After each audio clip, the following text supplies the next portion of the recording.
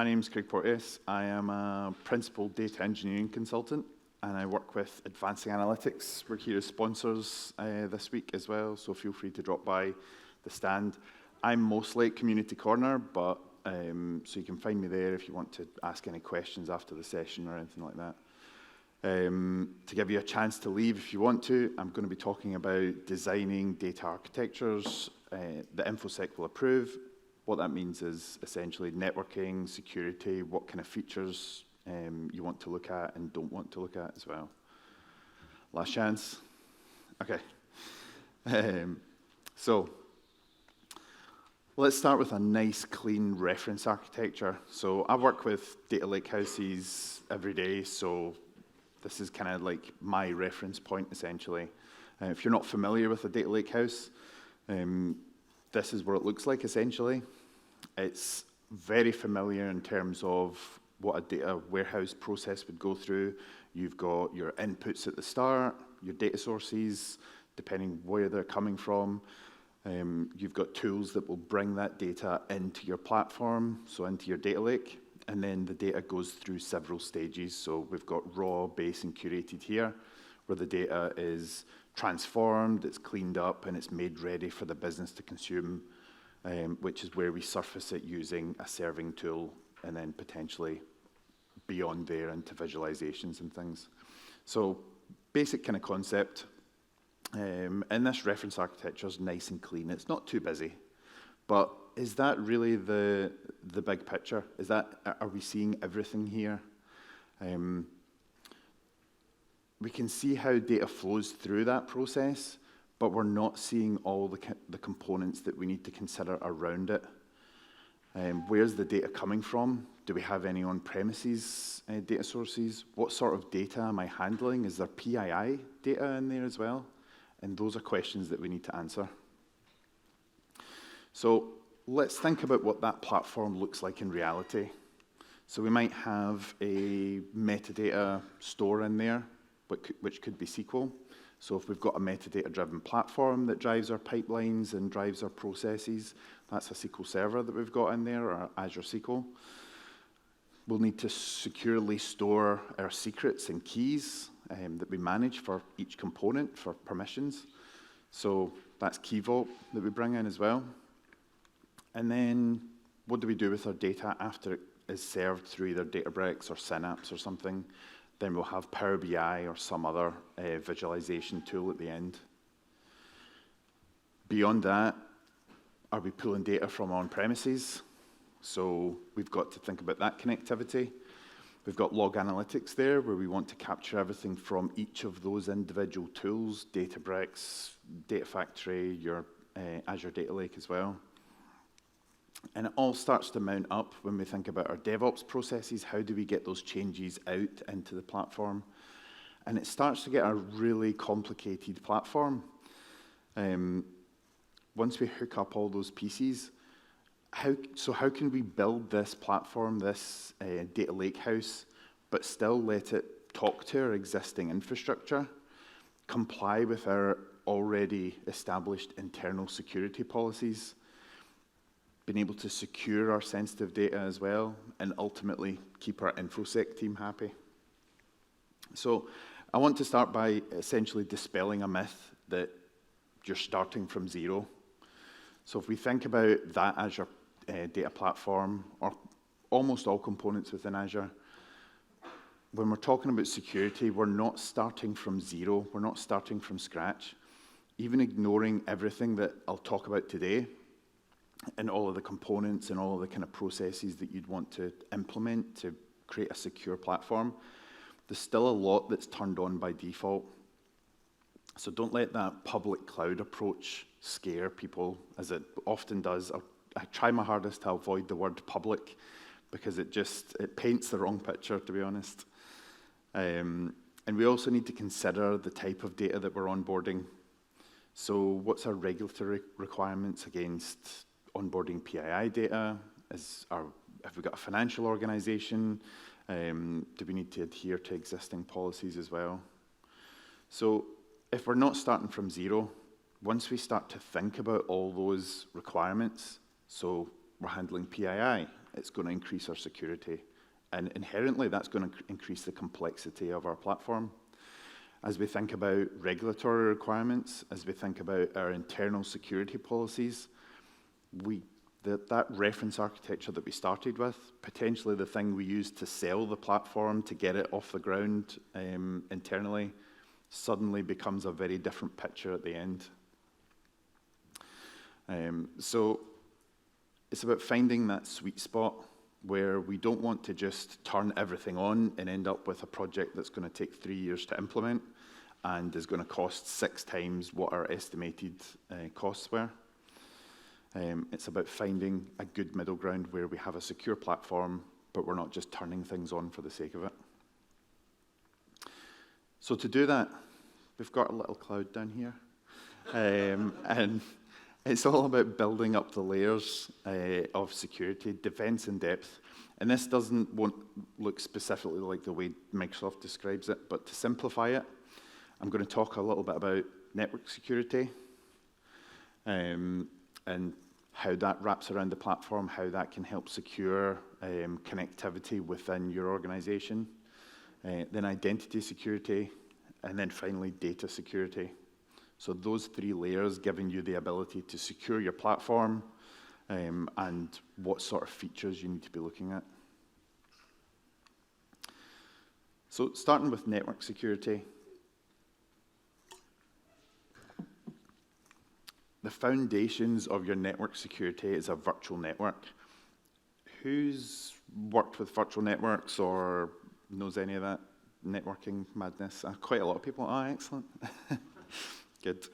That's a great start then. So I can whisk through a lot of these, but essentially, you're starting with your virtual network, and within there, we're going to have subnets. So our subnets allow us to kind of break down our components into different sets of IP addresses, and that virtual network gives us a restricted set of IP addresses, so that as if we had an on-premises network. So when we deploy components, we can keep a hold of how that connectivity works and what that connectivity looks like. A typical kind of implementation of that would be in what's called a hub and spoke network approach. I'm not going to go into a lot of detail about what hub and spoke looks like, but you can kind of roughly see like a central hub there, and then you've got the spokes coming out from it. So you might have that split. There's so many kind of different ways to build this out, but you might have that split by environment, or by project, or by department, or by region, for example. So you've got different spokes for different regions.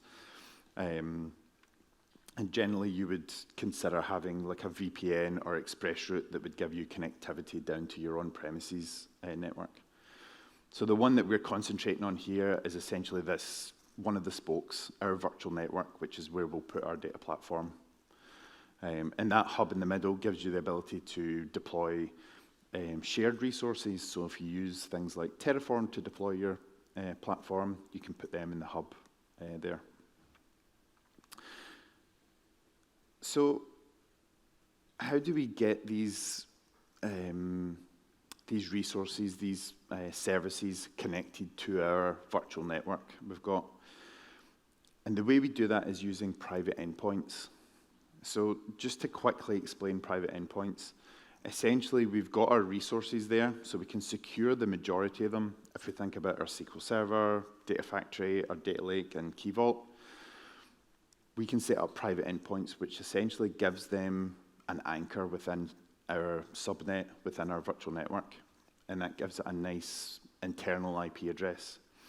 And that gives us a private link straight to that resource. It doesn't give us that connectivity through that IP to every SQL Server or every Azure SQL database, but it gives the connectivity to ours.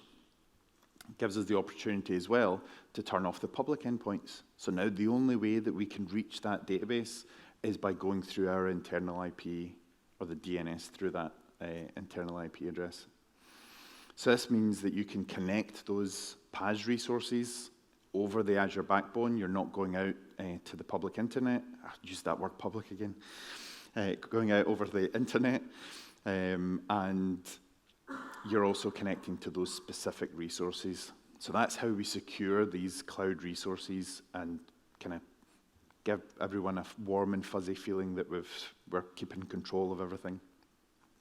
So it's the same for all of those. And we can actually just visualize that by kind of bringing all of them into our network. Want to also note that Azure Private Link is not the same as the Azure Private Link service, and the documentation on this is there anyone in Microsoft here? It's horrendous. But yeah, just maintaining that kind of difference that they are different things. So if we visualize them within our network, and we've got the little private endpoint symbol there, that gives us some of our resources. But if you think about that first diagram that I put together, I indicated that we wanted to use Azure Databricks within our data lakehouse.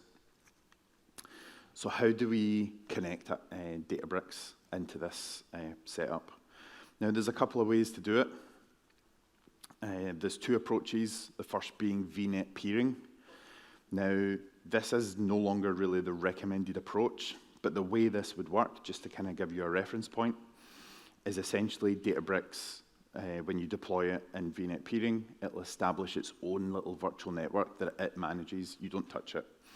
It's got its own little subnet, and inside there, it will create its file system, and it will create the cluster resources, so when it spins up machines and things.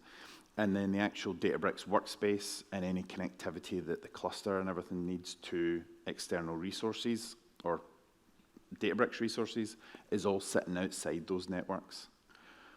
So that's okay, but there's still elements of that that are sitting outside your network and outside your control. So that's where VNet injection comes in, which essentially takes those components and brings them inside your virtual network. So there's there's different names for those subnets that it establishes. You can create them, or it creates them by itself, but they're called the container subnet and the host subnet, or annoyingly, private and public. So don't use those names. Container and host are the better way to describe it. So essentially now, we've got our Databricks control plane provisioned inside our network. And the pain point being that this has to be configured when you create the workspace. Word of warning with this, if you're creating it with a word of warning is you need to create this with a large enough VNet, so you need to make sure there's plenty of IP addresses available. Because if you create this like this, and you don't provision enough IP addresses, when it creates clusters, it's not going to be able to create all of the machines that it needs for the cluster. And to increase that limit, you're looking at tearing everything down and starting again. So kind of try and think about what future-proofing might look like in each of your environments, dev, test, prod, or if you have any additional ones. Beyond that, you've got a feature called Secure Cluster Connectivity, which just ensures that connectivity and that traffic is going between your container subnet and your host subnet internally. So that's an important one to establish. It's literally a tick box in there. And I'll go over those kind of features later on. Beyond that, you've got connectivity to on-premises, and this is actually still in public preview, I think. Yes? No? Not sure? It's GA. Okay, brilliant. So I'll need to update my slides. So this is in GA now to give you the ability to do a private link to your on-premises and also a private link connection to your Databricks resources. So when you spin up your Databricks cluster, it connects out to resources within Databricks' own Azure subscription to be able to set up libraries and port them as the cluster's turning on. So that was the last kind of piece, essentially, that was going out over the public internet that you had to kind of open up IP addresses or open up DNS connectivity through firewalls to be able to enable that connectivity. So that's now over Private Link. I'll look out some documentation. I'll add it to my slides, and you can get them from my GitHub if you want to get the details. So that's Databricks. I'm going through quite a lot of detail here. Is there any questions so far? question on screen. Okay. So we have lots of Azure SQL Server on public IPs today and are looking to migrate to private link. One of the risks is the unknown cost component of data ingress, egress. Is there a good metric we can use on our existing PaaS DBs to estimate that cost? I'm not sure, to be honest. It's certainly some of the networking connectivity that you establish here, things like private endpoints and everything, have a small amount of cost involved. If you've got a large estate that has public IPs, then that is certainly a consideration. In terms of egress costs, you shouldn't have any ingress costs, but in terms of egress, you shouldn't have, they should probably be reduced if you're dealing with everything inside the Azure backbone and if you've got everything inside a virtual network. What about that no public IP setting for Databricks? What does that do? So, good question. In terms of the no public IP, I come back to some of the features later on, but once you establish Databricks within within your virtual network here, the no public IP addresses is just when you set up your cluster and it provisions the workers, it makes sure that they don't have any public IP addresses, which in this scenario is kind of redundant anyway because they will be contained within your subnet within your virtual network as well. Yes?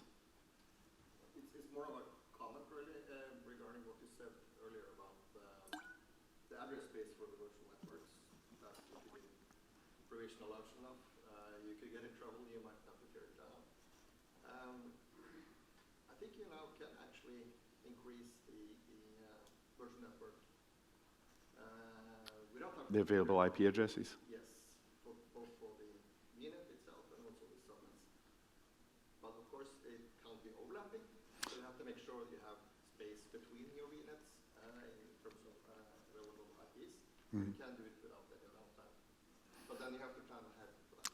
Yeah, yeah. So just to kind of repeat the comment is we believe that you can now increase the number of IP addresses available within virtual networks and subnets, but obviously you still have to have that kind of forward planning that you're not going to be overlapping with any other of your spoke or hub virtual networks or subnets. So leaving enough space, basically. No, that's a big improvement. But certainly when you set up Databricks in this VNet peering mode, you need to do that when you first provision it as well. So if you have an existing Databricks workspace that has lots of notebooks and everything, everybody's using it, if you want to implement it this way, you're tearing it down and starting again, essentially, which with Git integration and everything is not actually that much of a big deal. You can just bring everything back from Git. Yes? If you have from on-prem, if you have an express route to your Azure VNet, which probably most organizations use, do you still need private link to connect to those resources in Azure?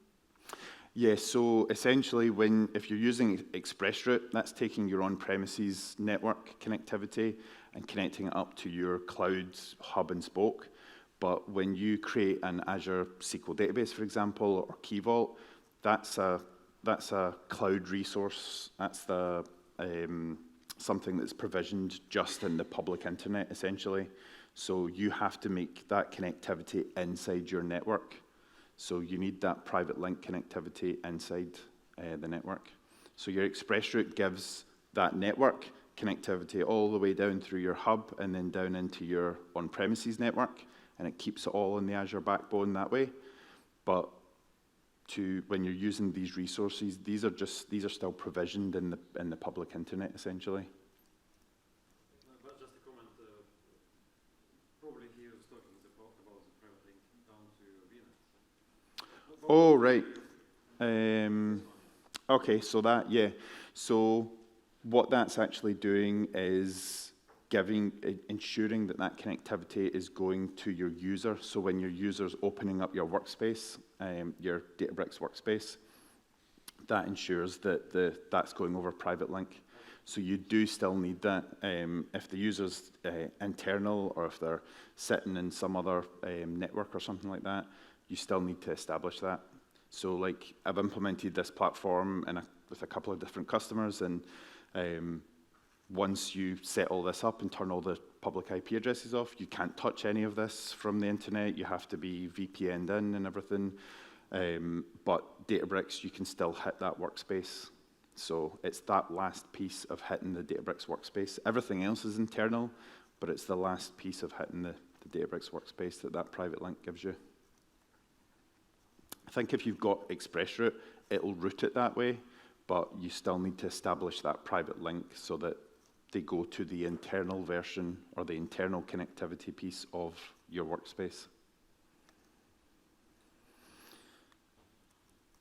So moving on from Databricks, we've got Data Factory there, and we've already mentioned that we've established that using a private endpoint, but there's a lot more to Data Factory that requires a little bit more configuration because of the way Data Factory works, especially if you're considering that on-premises connectivity. And this kind of doubles down on what I was mentioning around Databricks. So if we've got on-premises connectivity and we want to connect to a data source, has anyone established that with Data Factory at all already? Used a self-hosted integration runtime? Yeah. Or Azure for short. So if you've established that server or that application on a server on premises, that connectivity with Data Factory is established. But the way that's done by default is it will go down the Azure backbone and then go out to the internet somewhere and then try and come back into your network, and you'll have to open up DNS names and things like that for that connectivity. So to force that to go down through your ExpressRoute and through the Azure backbone, you need to establish a private endpoint for that. So Data Factory's got a couple of private endpoints, and you need to have that established.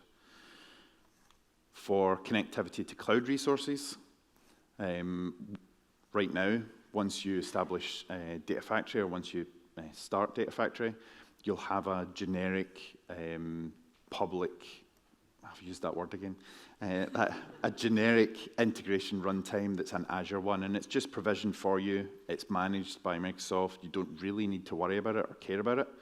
But if you're implementing this secure model, then you need to establish a managed a managed VNET around your integration runtime. So essentially that creates a kind of dedicated piece of compute. It wraps it in a Microsoft managed virtual network, and that gives us connectivity to all of our other components securely and not over the public endpoints. So to do that, we then create what's called managed private endpoints to all of our resources. So essentially, those are kind of dealt with inside that integration runtime and inside Data Factory, and those will point to each of our internal IP addresses for like SQL Server and Azure Data Lake. So there's a little bit more connectivity that needs to be established there with Data Factory. So I mentioned Synapse as an option, and whether you include Synapse in this kind of platform or not is up to yourselves. But where that fits in there, because Synapse is kind of a mash of complexity with different components, or with it being made up of different components, there's a lot more complexity there as well, and it kind of follows a similar pattern to Azure Data Factory. Because we've got to provide that connectivity to the underlying components. We've got our SQL dedicated pools, we've got our serverless pools, we've got the Data Factory, the integration runtimes and things that we need to set connectivity up to. So there's a lot more to this, but I'll kind of summarize it in the next slide. But essentially, we're doing the same. We're setting a private endpoint to Azure Synapse that gives us that connectivity. And looking at that in detail, we've got multiple different components. So we've got our dedicated pools, we've got our serverless pools, we've got our Azure Data Factory kind of Azure Synapse Studio at the bottom there, and we establish them with private endpoints inside our virtual network. But we've also got our Spark pools, we've got pipeline resources and things in there. as well, and they sit inside the Synapse managed VNet when you establish this. So Microsoft wraps that all in its own managed VNet that you don't need to worry about. And then where we have to have connectivity to other resources, we've got managed private endpoints, which are like the ones I mentioned with Data Factory, with the integration runtime. So all of those kind of initial ones up to that point are kind of established automatically, and then you need to kind of approve that final managed private endpoint to your data lake, to what other connectivity that Synapse needs to see. So this is a very simplified diagram for it, but there is actually quite good documentation on how to get that set up and how to establish it. So covering off all the kind of networking pieces there was a lot of detail, obviously. The main points being that, yeah, traffic is going to be privately secured within your organization.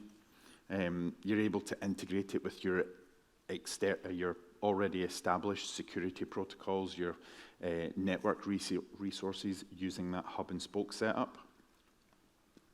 But when we wrap our platform in a virtual network, we restrict the connectivity for our DevOps processes. So how many people use Azure DevOps for like CI/CD pipelines and things? Great, tons of people. So when you run them, how many people have established like a custom host, DevOps? Okay, yeah, you're kind of like, me. Yeah, so when you're running the pipelines, it just creates the DevOps agent for you, and then it bins it when it's done, and you don't need to worry about it at all. But when you create that virtual network and you put everything inside it, it can't see inside it. And there is like a documented way to kind of spin up the DevOps agent, set up connectivity and everything, and then use it, and then it bins it again. But it is a very convoluted, horrible process. So in this sort of situation, you're going to be looking at your own self-hosted Azure DevOps agent. And that sits quite well inside the hub as part of your hub and spoke network.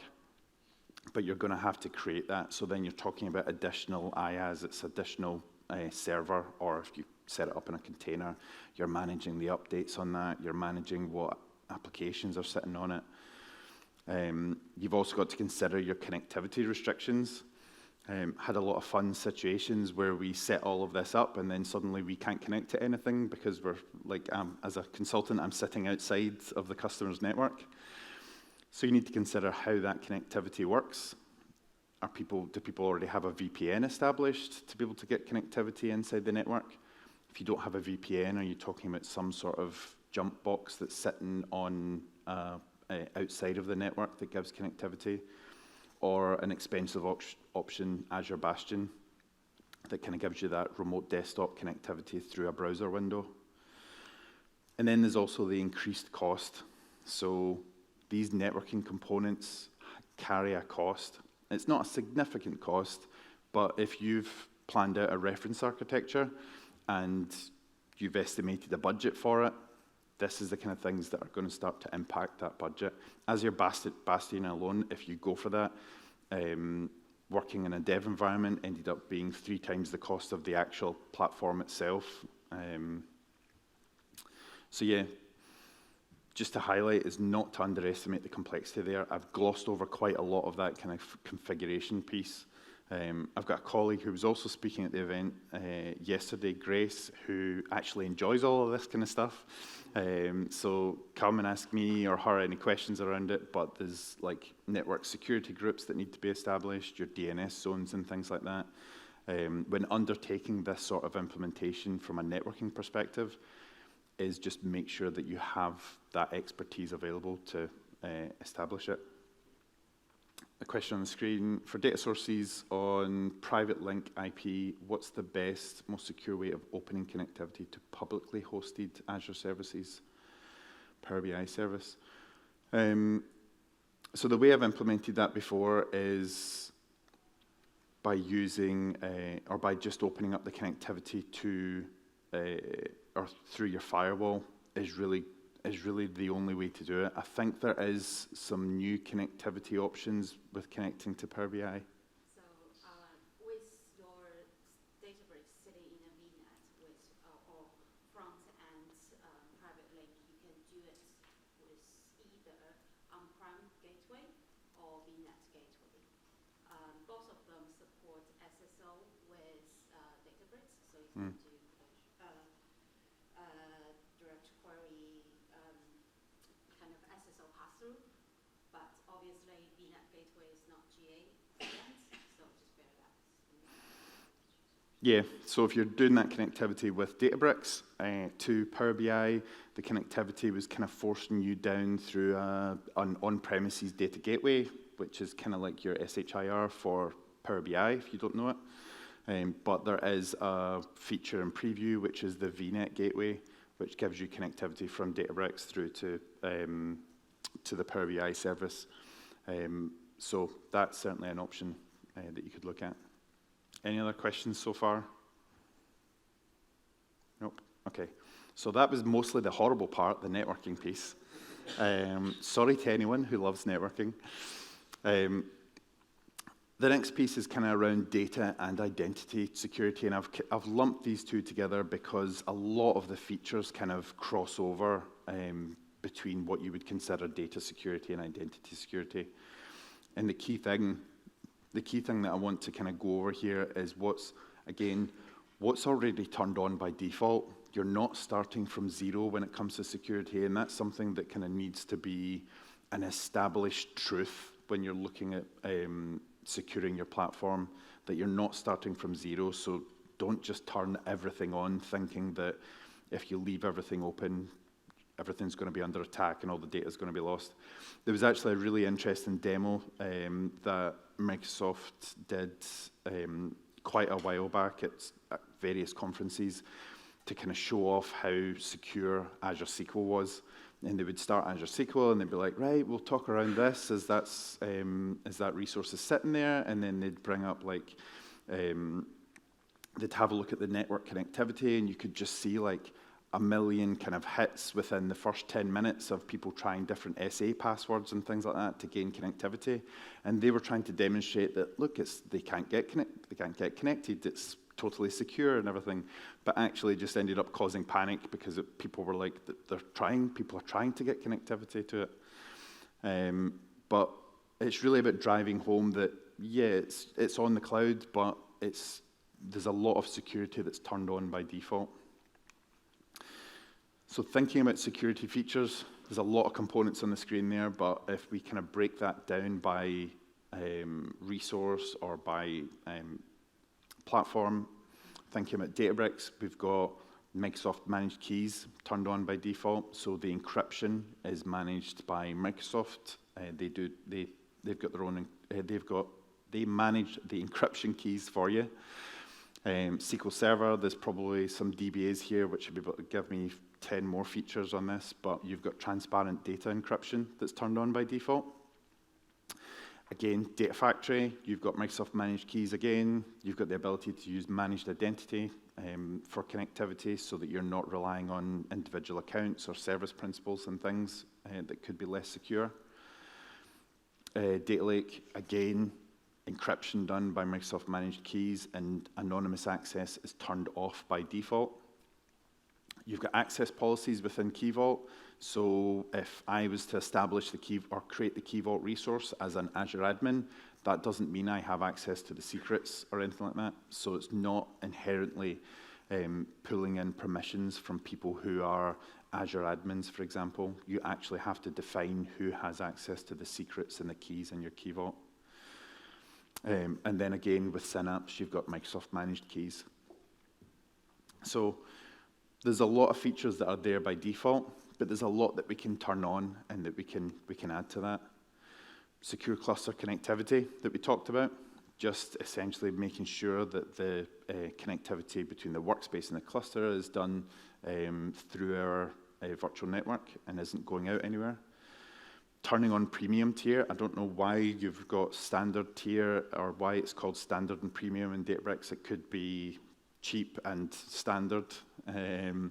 Essentially, premium tier gives you your AD integration, your kind of permissions, connectivity, and it's a default, I would say, absolutely.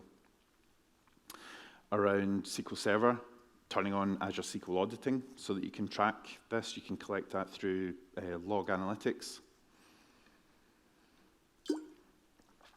And that's the same on Synapse. We also mentioned the managed VNET for Synapse and for Data Factory.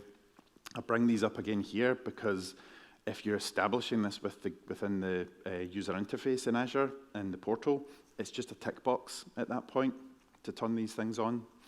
There's no real kind of like initial deep configuration you need to do. It's just a checkbox to turn on. Beyond that is the making sure that your SHIR for your on-premises connectivity is using a private endpoint. Disabling blob public access as well is another one. It's an easy one to turn on. Although I've mentioned you've got access policies within Key Vault, you've got the ability to set up Azure RBAC, and I definitely recommend that one. That's where you can, turning on RBAC, role-based access control wherever you can. And probably an easy one to justify is soft delete within your Key Vault. So if anyone accidentally deletes any keys or secrets, that they can be recovered easily. So those are kind of most of the features that I would say would give you that security mindset, your data and identity security as well. And if we take them, sorry, did anyone want a photo there? Question? Quick question. Where would you position Active Directory security features in this? Conditional access, all the extra features you get from AD? So as a wider kind of AD configuration, do you mean? So where would you position Active Directory configuration? Wherever you can is use Active Directory. The actual wider features, I'm not entirely sure. It will depend on your organization and what they need there. One of the things that I kind of want to drive home with this is don't turn everything on just for the sake of it. If you've got, if you don't need features or there's no kind of established requirement for excessive control and excessive security, then don't turn them on. I've worked with customers that have Azure AD that kicks them out after half an hour every day, and I literally spend about 3 hours a day just logging back in again in 2FA constantly. Yeah. Oh, well, yeah, I mean, I would establish MFA and things like that. Those are kind of fairly standard recommended approaches. But yeah, it's about that kind of sliding scale of security against like people's working patterns and what's overkill, what's just you're paying for things that just aren't needed, which is kind of, I'm about to go on to talk about, like there are a lot of additional features here that I would say used with caution, because it's so easy to turn a lot of extra things on that just aren't needed. One of the things, I've wrote a blog post on this, which is more of a rant to be honest, is Azure Resource Locks. You can't really do it with the Databricks cluster because it creates the cluster resources inside a managed resource group. But if someone really wants to, they can turn that on. And if you turn on resource locks, that resources can't be deleted on that, someone will spin up a cluster and Databricks can't pull the cluster back down again. So enjoy that bill at the end of the month. And it's the same with Data Factory. The way Data Factory works under the hood, if you're doing like a CI/CD process where you take the contents of your Data Factory down and you move that through to your test and your prod environments, then that doesn't work with Azure Resource Locks because it has to be able to delete internal kind of artifacts within Data Factory and then recreate them again. So that one like breaks functionality. So if you've got resource locks, use it with caution. It's one that is just too easy for people to go, yes, turn it all on. People can't delete things. It's perfect. Nope. And there's no real documentation around the limitations with Data Factory or the impacts as well. So that's something that you turn on and you find out when you hit that fan. Beyond that is the infrastructure encryption on your data lake and your Databricks environment. Unless there is an established requirement for that, it's essentially known as double encryption, which sounds brilliant, but if you're encrypting things twice at like a deeper level, it's going to start impacting performance. It's going to be more costly, and what's the benefit? You've wrapped everything around subnets and VNets around your resources already, so what's the benefit of that infrastructure encryption? Unless the organization has a prescribed requirement for infrastructure encryption, whether that's like the data that's handled, if it's government data or something like that. Run out of time here. Customer managed keys, again, unless you love the administration overhead of managing your own keys, leave Microsoft to do it. It's not one person in Microsoft that's sitting here with all your encryption keys and they can just log in and check all your data. It's managed under the hood. It's entirely secure. You don't need to manage your own keys, again, unless there's an established requirement for it. Encryption between the worker nodes, again, you've got Databricks inside a subnet, inside a VNet, you've got secure cluster connectivity. Do you really need encryption between those individual worker nodes? It's overkill unless you are like dealing with, again, government data or something that requires that level of encryption in depth. And it will have a significant performance impact as well. I'll dive over to this question. With regards to private link not being the same as private link service, is it fair to say that if I'm finding documentation that mentions load balancers, it's probably private link service documentation? It's causing much confusion in my team at the moment. I'm not 100% sure, but I do have some reference pieces on this, so if you contact me on the details at the end of the slide, I can send that over to you, or I'll put it in the references at the end of my slide as well. They may have fixed it since, because I've moaned about this a couple of times. Another one is soft delete on your data lake. So this is more around how you would create your data lake, how you would, how you're using it. So if you've got an Azure Data Lakehouse and you're using Delta file formats, if you turn on soft delete, you're just making a real pain for yourself. The way Delta Lake works under the hood, and I don't have time to kind of go into a lot of detail there, but essentially it's creating a lot of additional Parquet files and transaction log files and things like that for your Delta tables. Turning on soft delete is just going to balloon your costs. The way I get around it, which wasn't in that initial reference architecture, is you bring all your data into like a landing zone in a blob store, because blob is cheaper. It's not significantly cheaper, but it's cheaper than your data lake storage, and then do all your processing through your data lake. So if the data lake blows up or something happens to it or someone accidentally deletes it, then you still have that source of truth where you don't have to go back to your like source OLTP applications and things like that. So that's a good way to kind of rehydrate your data lake. And yeah, that's a significant cost impact doing it that way. So to kind of summarize,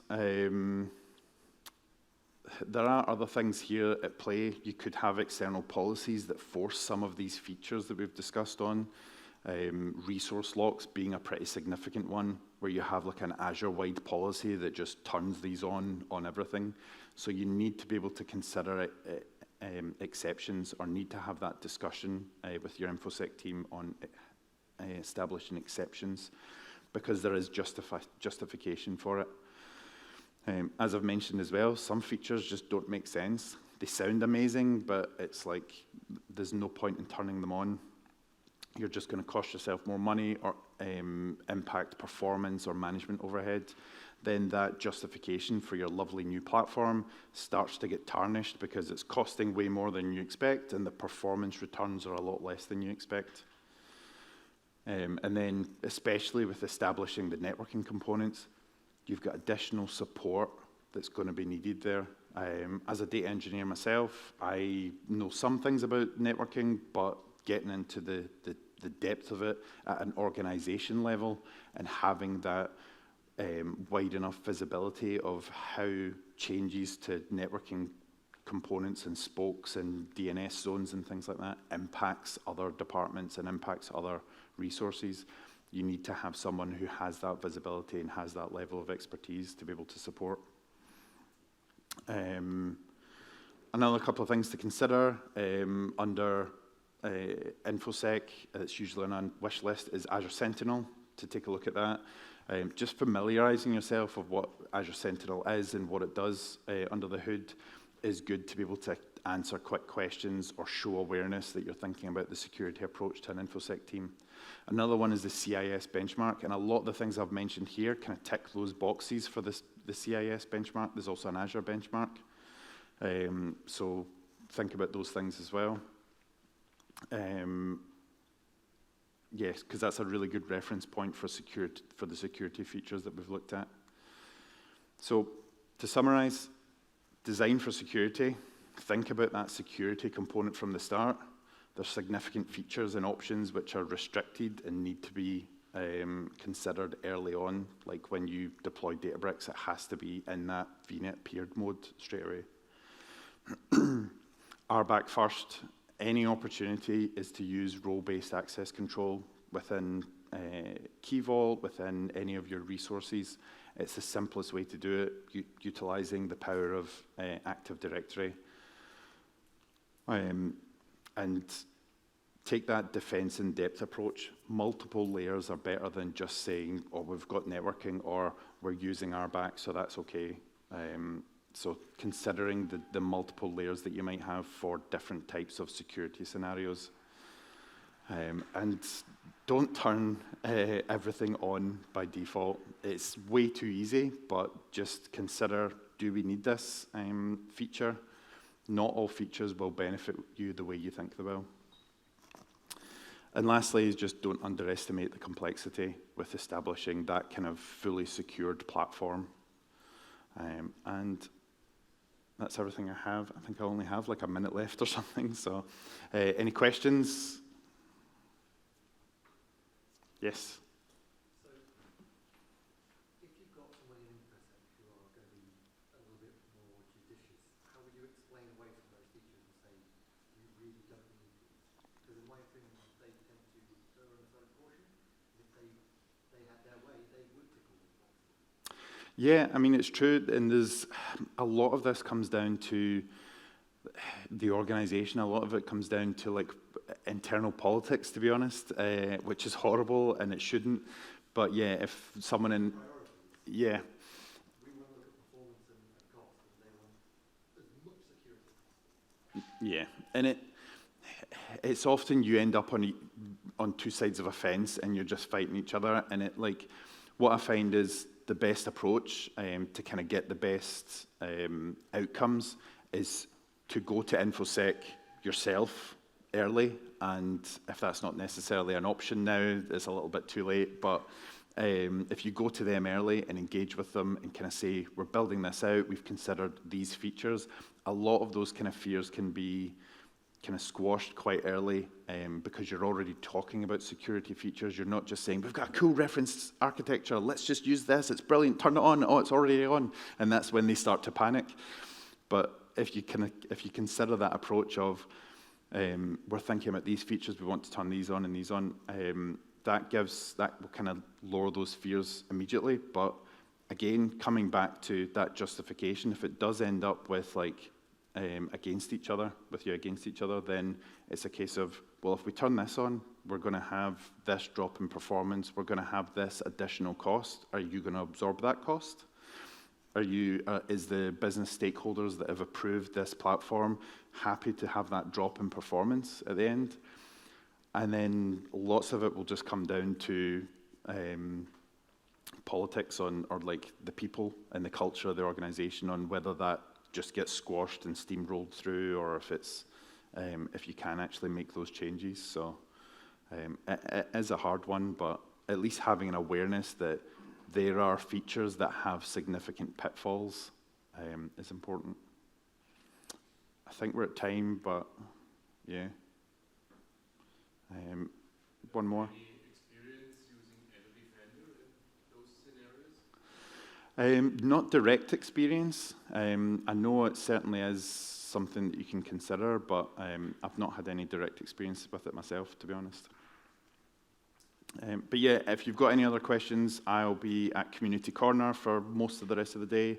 I've got a session at 3 o'clock as well, kind of just a quick intro to the lake house, which might have been better before talking about it all here in detail. And I'll put these slides up on my GitHub link here, because there's some reference things on all the kind of bits that I talked about there, which those are no good on the screen because you can't click links on a presentation. So, but thank you very much.